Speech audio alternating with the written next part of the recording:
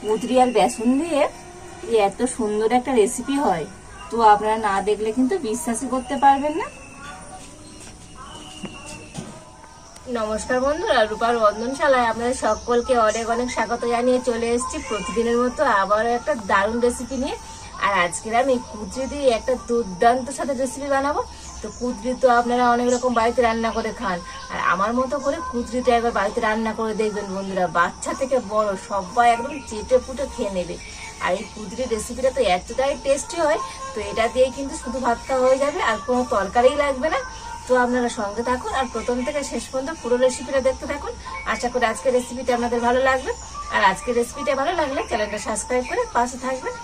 তো আজকের কুঁদরি রেসিপির জন্য এখানে আমি কুঁদরি নিয়ে নিয়েছি, আর এই কুঁদরিতে আগে থেকে কিন্তু জল দিয়ে ভালো করে ধুয়ে এনেছি। আর এখন আমি এই কুঁদরিগুলো কেটে নেব।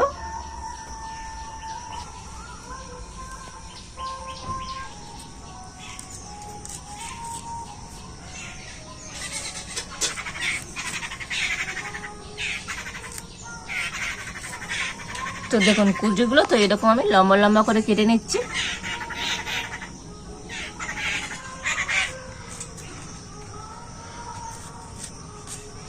তো দেখুন এই কুঁদরিগুলো একটু ভিতরে লাল লাল হয়ে গেছে, এতেও কিন্তু অসুবিধা নেই, এইরকম কুঁদরি হলেও হবে।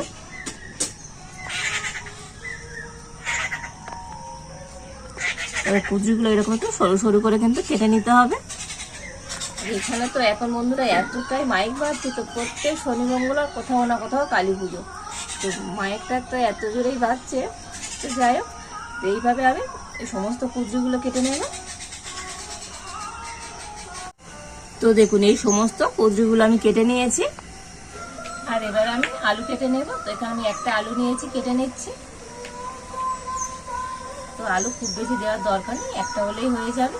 আর এখানে আমি 500 কুঁদরি নিয়েছি আর নিয়েছি একটা আলু।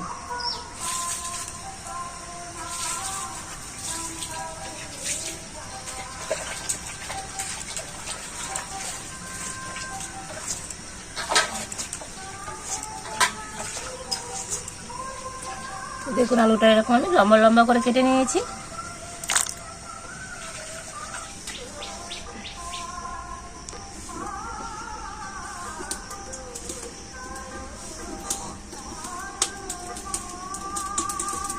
তো প্রথমে কড়াতে আমি দিয়ে দেবো সরষের তেল। তো আজকে আমি রান্নাটা সরষের তেলে করছি, তো আপনারা চাইলে সাদা তেলে করতে পারেন।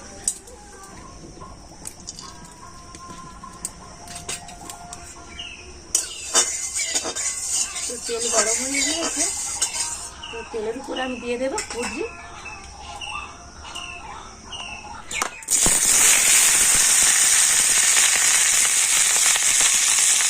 আর দিয়ে দিচ্ছি আলু।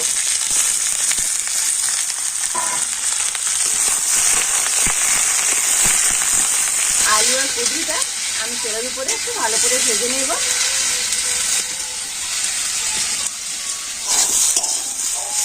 দেখুন আলু আর কুঁদরিটা কিন্তু খুব সুন্দর করে ভেজে নিয়েছি, তবে এর মধ্যে কিন্তু কোনো রকম লবণ কিংবা হলুদ দিইনি।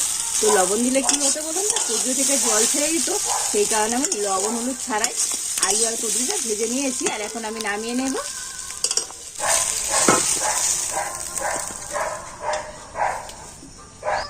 তো আবার কড়াইতে আমি দিয়ে দিচ্ছি সরষের তেল।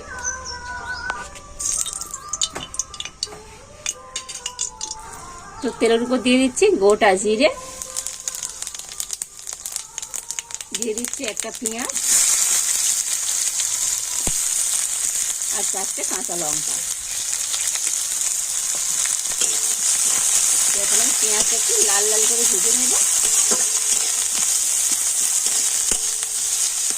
তো দেখুন পেঁয়াজটা একটু লাল লাল করে ভেজে নিয়েছি।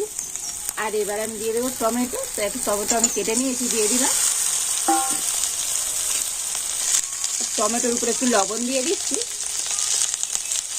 এতে করে টমেটোটা কিন্তু তাড়াতাড়ি নরম হয়ে যাবে।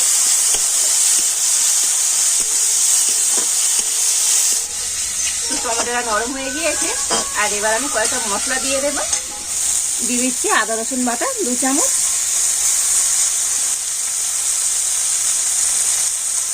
হলুদ গুঁড়ো, জিরে গুঁড়ো দিয়ে দিচ্ছি 1/2 চামচ, ধনে গুঁড়ো দিয়ে দিচ্ছি 1/2 চামচ, আর দিয়ে দিচ্ছি সামান্য জল।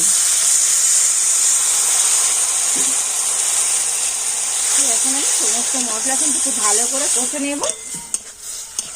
তো দেখুন সমস্ত মশলাগুলো কিন্তু খুব ভালো করে কষে নিয়েছি, আর মশলা থেকে তেল ছাড়তে শুরু করে দিয়েছে। আর এবার আমি দিয়ে দেবো 2 চামচ বেসন।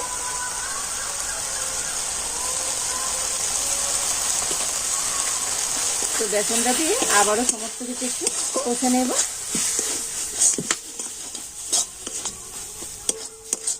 তো বেসনটা দিয়ে কিন্তু এইভাবে একটু কষে নিতে হবে, তা না হলে বেসনের একটা কাঁচা গন্ধ থেকে যাবে। তো মশলার সাথে বেসনটাও কিন্তু ভালো করে কষে নিয়েছি। আর এবার এখানে আমি নিয়েছি টক দই। তো 2 চামচ টক দই নিয়েছি। টক দইটা একটু ভালো করে ফেটিয়ে আর আমি দিয়ে দিচ্ছি।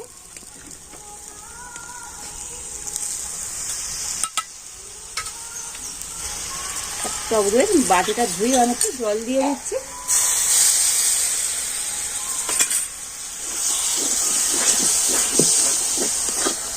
দিয়ে আবার কিন্তু ভালো করে সমস্ত কিছু কষে নিচ্ছি।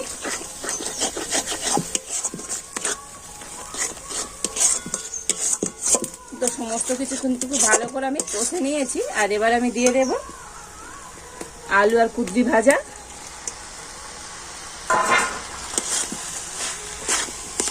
তো সমস্ত মশলার সাথে আলু আর কুদরিটা একটু ভালো করে নাড়াচাড়া করে নেব।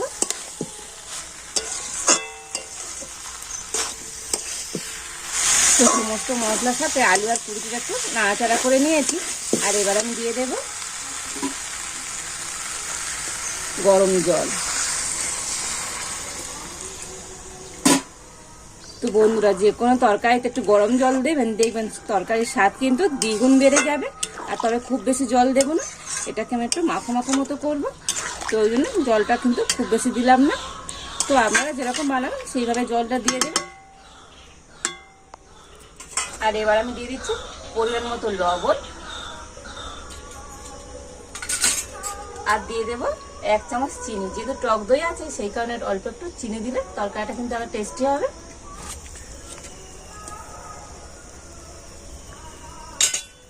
আর এবার আমি ঢাকা দিয়ে দিচ্ছি।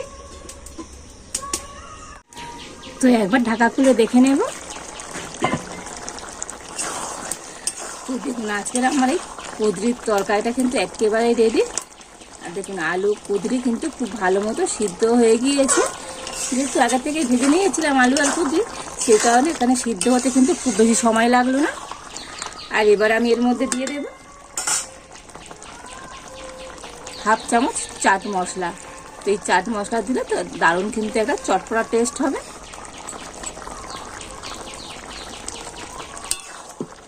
তো চাট মশলাটা দিয়ে একটু নাড়াচাড়া করে নিলেই কিন্তু আজকের আমার একদম রেডি হয়ে যাবে কুদরির এই রেসিপিটা।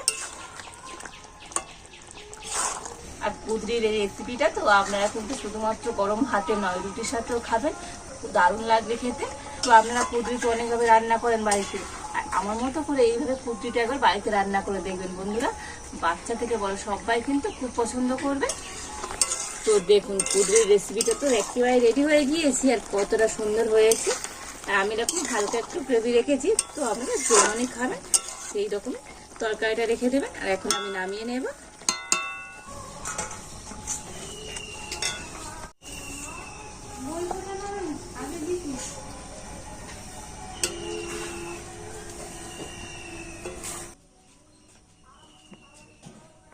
তো আপনারা বাড়িতে কুদরি এইভাবে একবার রান্না করে দেখবেন বন্ধুরা, দারুণ হবে। আর বাড়িতে যদি এইভাবে কুদরি রান্না করেন তো কেমন হয়েছে তো আমাকে আবার কমেন্ট করে জানাবেন। আর আজকের এই কুদরির রেসিপিটা যদি আপনাদের ভালো লাগে তাহলে লাইক করে দেবেন, আর সবার সাথে প্রচুর প্রচুর করে শেয়ার করবেন। তো আজ এই পর্যন্ত, আপনারা ভালো থাকুন, সুস্থ থাকুন। দেখা হচ্ছে নতুন কোনো একটা রেসিপি নিয়ে।